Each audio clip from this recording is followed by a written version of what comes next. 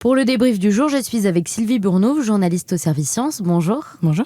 En juin et juillet, vous avez passé du temps au tribunal judiciaire de Paris pour une affaire d'essais cliniques illégaux à l'abbaye Sainte-Croix près de Poitiers à partir de 2018. 2 personnalités sont notamment visées par ce procès, le professeur Henri Joyeux et le professeur Jean-Bernard Fourtillon. La confiance aveugle en ces professionnels de santé et leurs compétences a fait près de 400 victimes. Sylvie, qu'est-ce que proposaient les 2 professeurs aux patients ? Alors clairement, ce qu'ils proposaient, ce qui faisait miroiter aux patients, c'était une solution miracle pour guérir de toute une série de troubles neurologiques, dont des maladies neurodégénératives actuellement incurables comme Alzheimer ou Parkinson. Le professeur Fourtillon disait avoir eu une révélation divine et qu'il avait découvert que ces maladies étaient dues à des problèmes de sécrétion de 2 hormones régulant le système veille-sommeil, la valentonine et le 6-méthoxyharmalan, qui sont des dérivés de la mélatonine.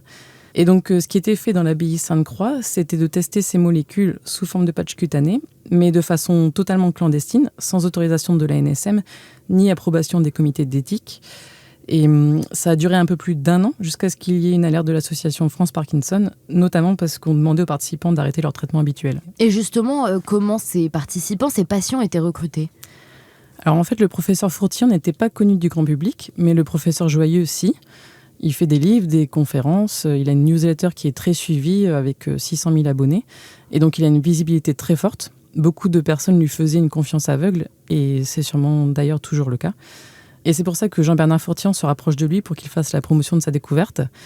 Et par ailleurs, il ne faut pas oublier que ce sont des personnes qui sont atteintes de maladies pour lesquelles il n'y a pas de traitement curatif et qui sont donc très vulnérables. Il y a eu un témoignage très fort au procès, celui de l'une des 400 volontaires à avoir participé à l'essai, Nicole Magnet. Qu'est-ce qui l'a convaincue de participer ?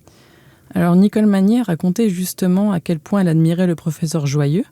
Elle dit « Il est respectable et respecté, c'est un grand découvreur, un innovateur, une personne phare sur laquelle on peut se reposer. » Et donc voilà, quand elle tombe sur une vidéo du professeur Joyeux qui vante la découverte du professeur Fourtillon, tout ce qu'elle veut, c'est y croire. Et donc c'est pour ça qu'elle demande à participer aux essais avec sa mère, elle qui a des problèmes d'insomnie assez importants, et sa mère qui a une maladie d'Alzheimer à un stade avancé. Est-ce qu'elle a beaucoup perdu dans cette affaire ? En fait, elle s'est surtout sentie trompée et trahie. Et si elle est venue au procès, c'est pour obtenir des excuses et demander réparation, parce qu'elle a eu un espoir immense. Elle a aussi perdu de l'argent, puisque comme une bonne partie des participants, elle a contribué aux essais en faisant des dons, en l'occurrence environ 10 000 €.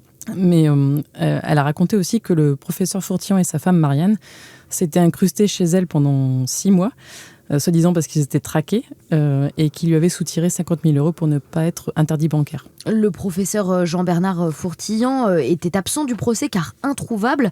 En revanche, est-ce que le professeur Henri Joyeux a reconnu avoir trompé les patients ? Alors non, il a assuré qu'il n'avait pas du tout réalisé que cet essai clinique était illégal, qu'il n'avait pas de compétences suffisantes en recherche clinique pour connaître la réglementation autour des essais qui sont menés chez l'homme, et qu'il faisait donc une confiance totale au professeur Fourtillon.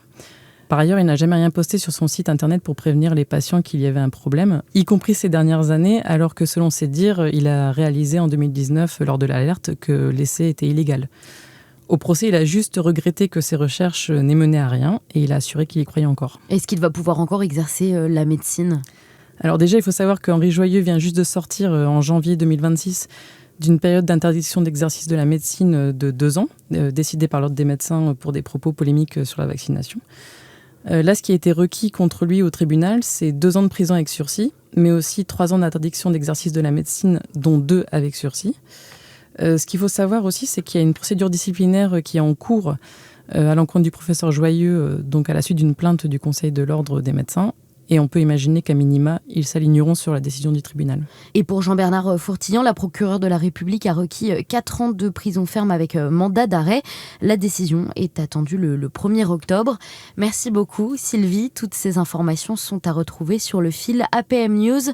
À demain pour un nouvel épisode.